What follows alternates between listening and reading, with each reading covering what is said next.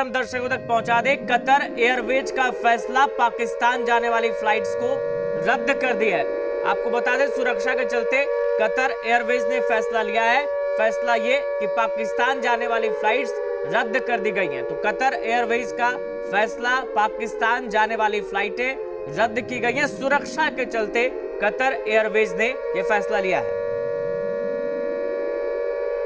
अब हम आपको मैप के जरिए समझाते हैं हमला कहां कहां हुआ है। मुजफ्फराबाद, कोटली और देखिए तमाम वो इलाके मुद्र के, जहां बहवालपुर, जहां पे ये समझ में आया, जहां ये जानकारी मिली कि यहां आतंकवादी छिपे हैं, यहां आतंकवादियों का अड्डा है। दोनों जो गढ़ है, एक तो जैश-ए मोहम्मद का है और दूसरा अगर हम बात करें तो वो जो है लश्कर तैयबा का है। तो मेन जो 9 टारगेट्स चुने गए थे, 42 जो वहाँ पर टारगेट्स थे जिनको जीरो इन किया गया था, जहाँ पर टेरर लॉन्च पैड्स थे, उनको देखते हुए इन 2 पे मेन फोकस रखा गया, क्योंकि हाई प्रोफाइल जो लोग इनके बैठे थे वो इन्हीं जगहों पर बैठे थे। तो मुख्य टारगेट जो थे यही थे और इनको निशाना बनाया गया है और काफ़ी डैमेज इन जगहों पर किया गया है। और लेकिन साथ ही साथ भारतीय सेना साफ कहती है कि हमने किसी भी सिविलियन एरिया या फिर मिलिट्री इंस्टॉलेशन को निशाना नहीं बनाया है। हमारे साथ जो दुश्मन है वही उन्हीं को हमने टारगेट बनाया है। तो ये एक प्लान्ड अटैक था। जरूर कुछ दिन पहलगाम हमले के बाद समय लिया गया, लेकिन एक प्लान स्ट्रेटजी के तहत इस अटैक को किया गया। बिल्कुल समय लिया गया, चूंकि एक प्रॉपर तैयारी करनी पड़ती है और सेना को जब खुली छूट प्रधानमंत्री ने दी तो सेना ने दिखाया कैसे आतंकवाद के खिलाफ या पाकिस्तान के खिलाफ सेना सक्षम है। ये अलग अलग तस्वीरें देखिए, क्या माहौल है हमले के बाद और कैसे इन ठिकानों को तबाह किया गया। ये तस्वीरें अपने आप में ये बताती है कि भारतीय सेना कितनी काबिल, कितनी सक्षम है। भारतीय सेना ने जिस तरह से फायरिंग चल रही है और 2 जगह जो बिम्बर गली है पुंछ में और दूसरी जगह जो है अपना मनकोट, वहां पर आर्टिलरी जो है उसको यूज किया गया है, हाई आर्टिलरी और फायर्स किए गए हैं। तो लेकिन उसका भी जवाब दिया जा रहा है, क्योंकि जब इस हमले को प्लान किया गया था, ये ऐसे स्ट्राइक करना है, तो उससे पहले डिफेंस को भी देखा गया था। सारी थल, वायु, जल, सब सेनाओं को साथ लेकर हर जगह पे अलर्ट घोषित किया गया था, क्योंकि रिटेलिएशन की संभावना थी। उसको कैसे जवाब देना चाहिए, वो सब जो चार्ट आउट प्लान किया गया, उसके बाद ये स्ट्राइक किया गया।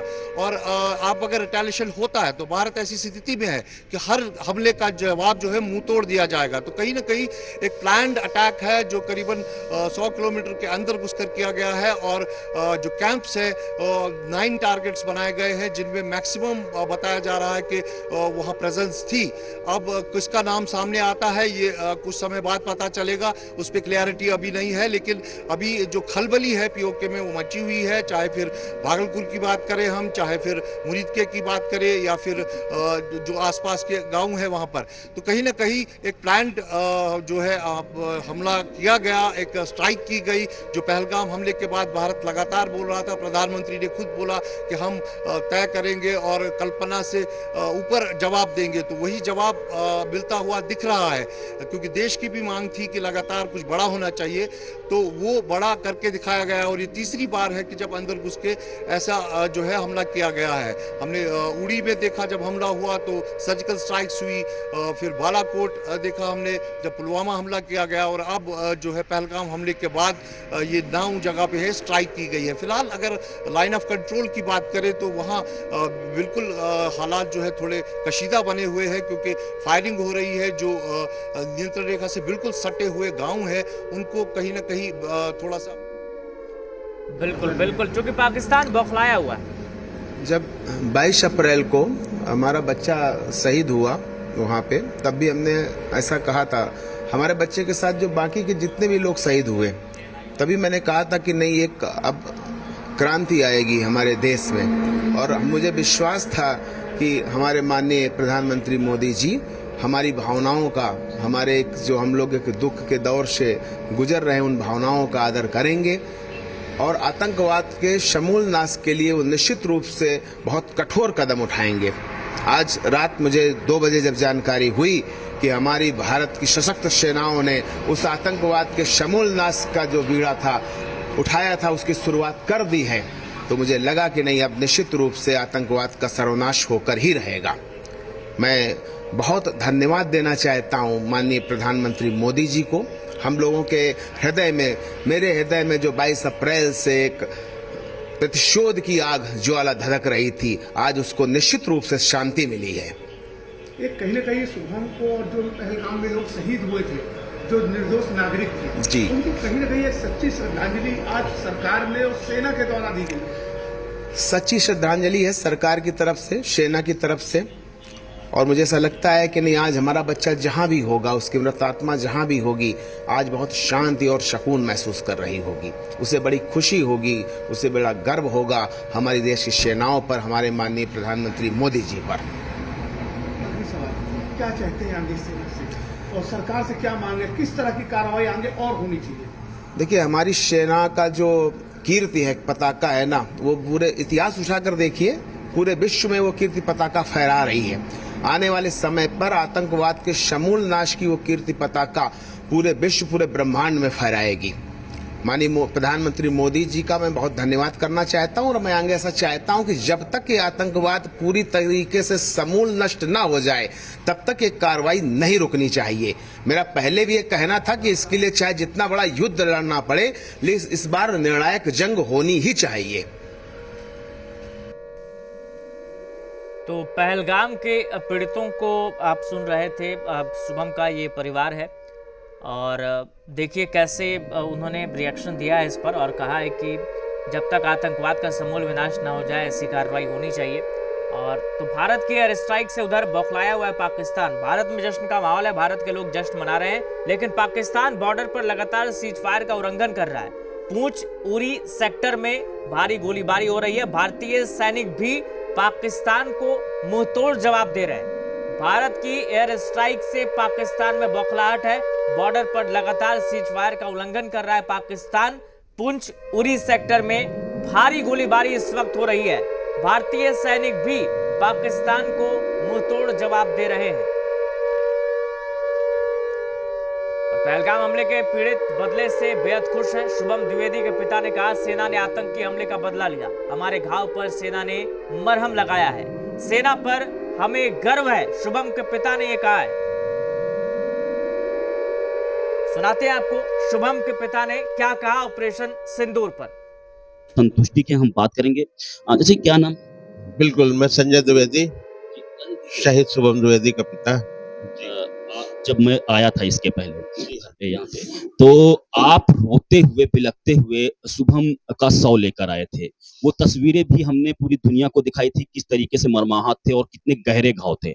आज हम आपके पास फिर आए हैं। आज सेना ने अटैक किया है आतंकवादी जो ठिकाने हैं उन पर। इस पूरे ऑपरेशन को कैसे देखते हैं? हालांकि आंख में अभी भी आप जी बिल्कुल आंसू हैं, लेकिन आज के जो आंसू हैं वो गर्व के आंसू हैं कि हमारी सशक्त सेनाओं ने जिस तरह शौर्य और पराक्रम का प्रदर्शन करते हुए पाकिस्तान में आतंकवादियों के अड्डों को नष्ट किया है, उसके लिए मैं देश की सेना को सलाम करता हूं। मैं धन्यवाद देता हूं हमारे देश के माननीय प्रधानमंत्री जी का, माननीय गृह मंत्री जी का, माननीय रक्षा मंत्री जी का, कि उन्होंने जिस तरह से ये कार्रवाई को अंजाम दिलाया है, वो उससे मेरे परिवार के जो आंसू थे, मेरे परिवार का जो दर्द था, मेरे परिवार की जो पीड़ा थी, उसमें निश्चित तौर पे हम लोगों के दिल में आज कुछ शांति का अनुभव हो रहा है, कुछ दिल में ठंडक महसूस हो रही है। निश्चित तौर पे मेरे पुत्र शुभम की आत्मा को आज निश्चित तौर पे, मैंने कहा था उस दिन कि शुभम की आत्मा को तभी शांति मिलेगी जब ये देश के जो द्रोही हैं, देश के जो दुश्मन हैं, आतंकवादी हैं, जो ये राक्षस हैं, इनका विनाश होगा। और हमारी सेना ने वो कर दिखाया है। मुझे गर्व है अपने देश की सेना पर, अपने देश पे। जय। ये बताइए, लगा जैसे ही पहलगाम टेरर अटैक हुआ, वैसे ही भारत ने पाकिस्तान को घेरना शुरू कर दिया। कई तरह के प्रतिबंध लगाए थे, जैसे सिंधु जल समझौता, ठीक है, और दोनों देशों के बीच जो व्यापार। लेकिन आप लोगों के अंदर आक्रोश था, लगातार मांग कर रहे थे, कह रहे थे कि ऐसी कार्रवाई हो कि जो आतंकवादी उनके आका भी याद रखें, क्योंकि मेरी बहू का जो है वो सिंदूर मिटाएगा। और ऐसे 26 लोग, ऐसे 26 परिवार हैं, ऐसे 26 जो महिलाएं हैं जिनकी मांग का सिंदूर मिटा था। तो आज क्या जो इंडियन आर्मी है उन्होंने बदला लिया है और कई गुना आतंकवादियों को मार गिराया है। सेना के लिए क्या कहेंगे? क्या आप लोगों के जख्म कुछ निश्चित तौर पे हम लोगों के जख्मों में मलहम लगा है। सिर्फ ये मेरा विषय नहीं था, मेरे परिवार का विषय नहीं था, उन 26 परिवारों का भी विषय नहीं था, ये पूरे देश के 140 करोड़ देशवासियों का विषय था। पूरा देश इस चीज की मांग कर रहा था, पूरे देश में गुस्सा था बहुत, पूरा देश एकजुट होके खड़ा है, आज भी खड़ा है हमारी सशक्त सेनाओं के साथ। मैं सलाम करता हूं अपने देश की सेनाओं को, बारंबार सलाम करता हूं, उनके शौर्य को, उनके पराक्रम को, और हमारे देश के माननीय प्रधानमंत्री जी को मैं धन्यवाद देता हूं कि उन्होंने देश की 140 करोड़ जनता के मन की व्यथा को, मन के दर्द को, उनके गुस्से को समझा और जैसा देश की जनता चाहती थी वैसे ही कार्रवाई की है। सोशल मीडिया पे लगातार कई तरह के पोस्ट भी कई तरह के सवाल उठा रहे थे, कुछ लोग सेना पे भी सवाल उठा रहे थे, कुछ लोग नेतृत्व पे भी सवाल उठा रहे थे। क्या